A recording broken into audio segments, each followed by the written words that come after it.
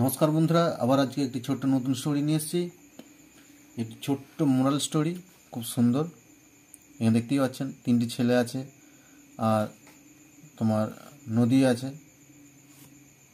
দেখা যাক আজকের স্টোরির নাম হচ্ছে দ্য ডিসওবিডিয়েন্ট বয়।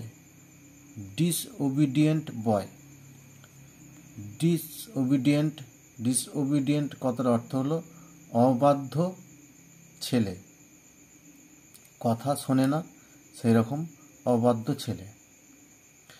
দেখা যাক আজকের স্টোরিতে যে ছেলেটি কি অবাধ্য কাজ করেছে। আর স্টোরিটি যারা দেখছেন, স্টোরিটি লাইক করবেন, শেয়ার করবেন এবং চ্যানেলটিকে সাবস্ক্রাইব করবেন নিত্য নতুন স্টোরি ভিডিও পাওয়ার জন্য আর ইংলিশ রিডিং শেখার জন্য। চলো দেখা যাক। ওয়ান্স, একবার, আ বয় lived with his parents in a village. একবার একটি ছেলে বাস করত উইথ হিজ প্যারেন্টস, তার পিতা মাতা বা বাম্মার সাথে, ইন আ ভিলেজ, একটি গ্রামের মধ্যে। দ্য বয় ওয়াজ ভেরি নটি। ছেলেটি ছিল খুব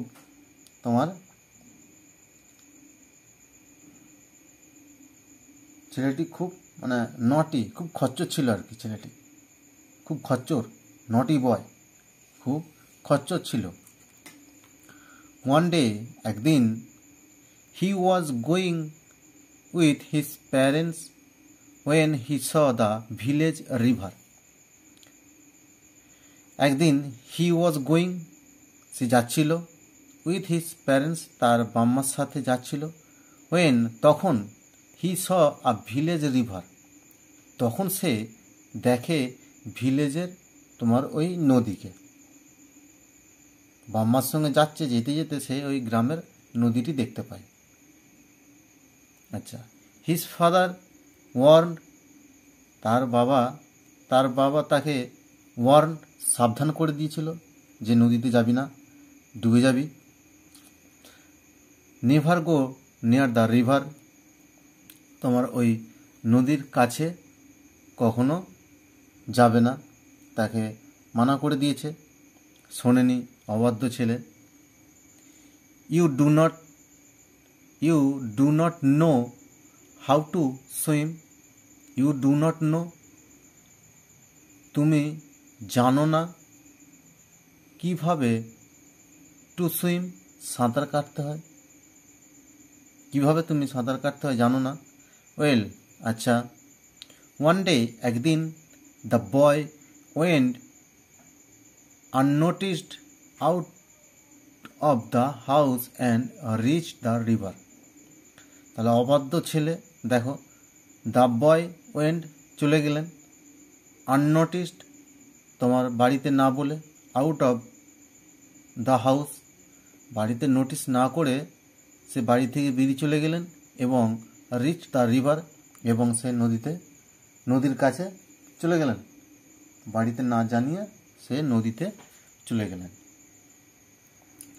সাম চিলড্রেন, কিছু ছেলে, were playing in the river, সেই নদীর মধ্যে কিছু ছেলে,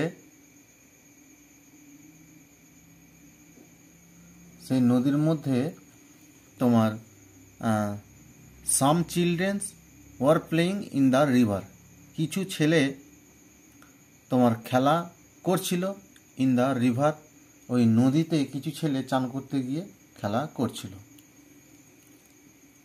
এক্সাইটেড,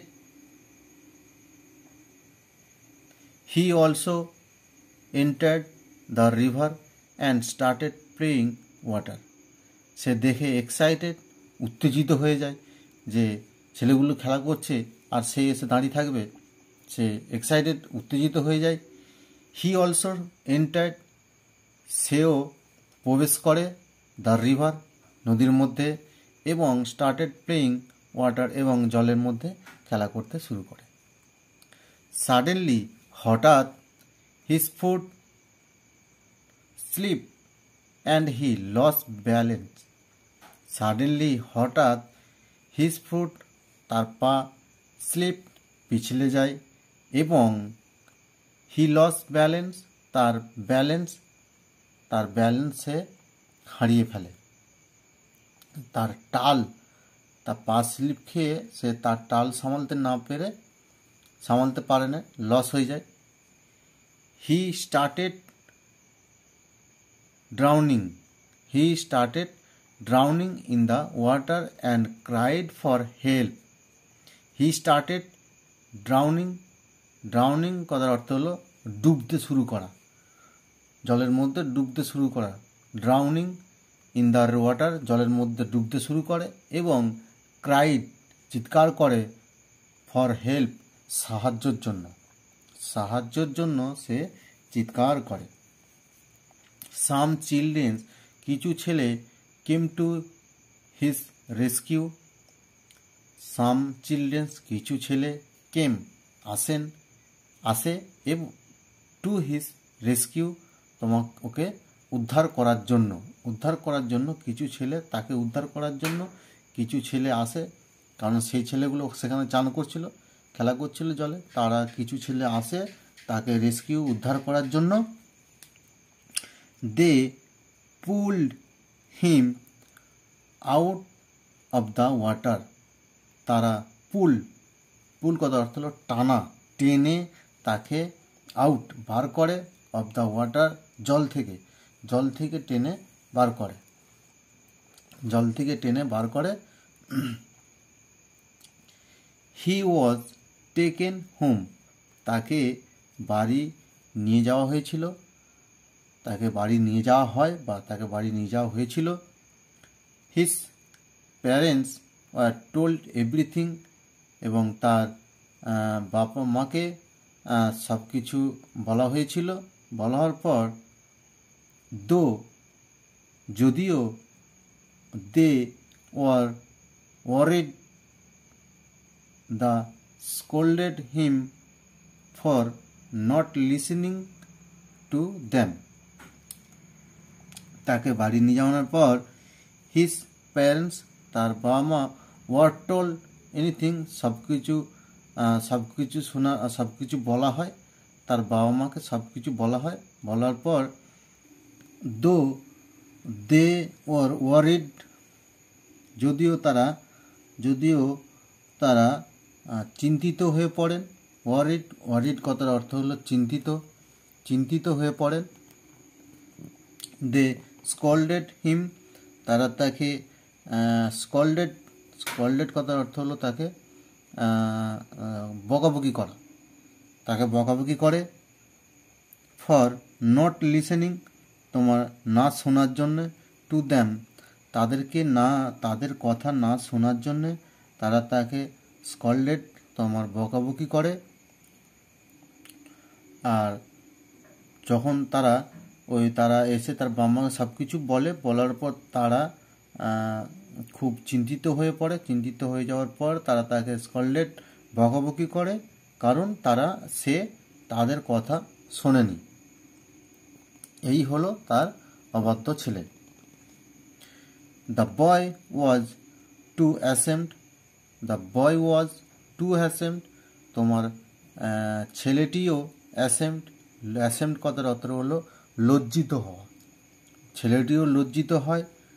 টু সে এনিথিং কোনো কিছু বলার জন্য সেও লজ্জিত হয় তার প্যারেন্টসের কাছে। লেটার পরে হি অ্যাপোলোজাইজড কথার অর্থ হলো ক্ষমা চাওয়া। তার বাম্মার কাছে ক্ষমা চায়। হি অ্যাপোলোজাইজড টু দ্যাম তাদের কাছে ক্ষমা চায় এবং প্রমিসড তাকে প্রতিশ্রুতি দেয় যে never to disobey them ever again. তোমার কখনো ডিসওবে অবাধ্য ছেলে হবে না, দ্যাম তাদের কাছে, এভার এগেন আর কখনো। আর এখানে একটি ছোট্ট মোরাল আছে। তোমার অলওয়েজ ওবে ইয়োর এল্ডার্স, তোমার বড়দের সবসময় কথা মেনে চলো। তোমার বড়দের কথা সবসময় মেনে চলো। এই যে এখানে অবাধ্য ছেলে এই যে জলে ডুবে যাচ্ছিল, আর দুটো ছেলে তাকে বাঁচিয়েছে। নমস্কার বন্ধুরা, স্টোরিটি যদি ভালো লাগে স্টোরিটি লাইক করবেন, শেয়ার করবেন এবং চ্যানেলটিকে সাবস্ক্রাইব করবেন নিত্য নতুন স্টোরি ভিডিও পাওয়ার জন্য আর রিডিং শেখার জন্য। নমস্কার।